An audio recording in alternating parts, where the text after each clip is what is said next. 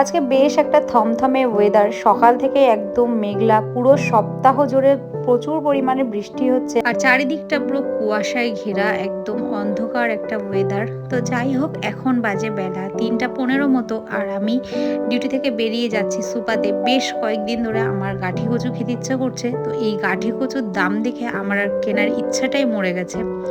এখানে দেখো 4 piece 3 piece করে গাঠি কচু রয়েছে, যেগুলোর দাম 292 টাকা থেকে শুরু করে 250 টাকার, মানে প্রত্যেকটাই উপরে। এত দাম, যেটি আমাদের দেশীয় টাকায় প্রায় 130 থেকে 40 টাকা করে দাম হবে।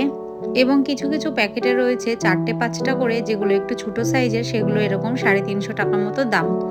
মানে আমাদের দেশীয় টাকায় প্রত্যেকটা প্যাকেট ছিল 180 থেকে 90 টাকার মধ্যে।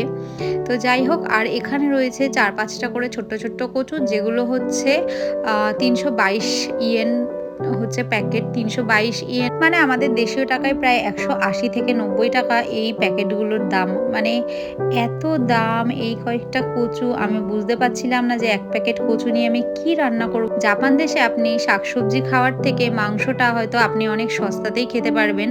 মানে একটুখানি শাকসবজি খেতে গেলে আপনার জানা খরচ হবে, তার থেকে অনেকটাই কম খরচ হয় মাংস খাওয়ার পেছনে, অর্থাৎ চিকেন। তো যাই হোক, আজকের মতো ব্লগটা এখানেই শেষ করছি। ব্লগটা কেমন লাগলো অবশ্যই কমেন্টে জানিয়ে। যদি আমার ব্লগগুলো আপনাদের ভালো লাগে থাকে, প্লিজ প্লিজ প্লিজ সবাই ফলো করে পাশে থাকবেন। টাটা।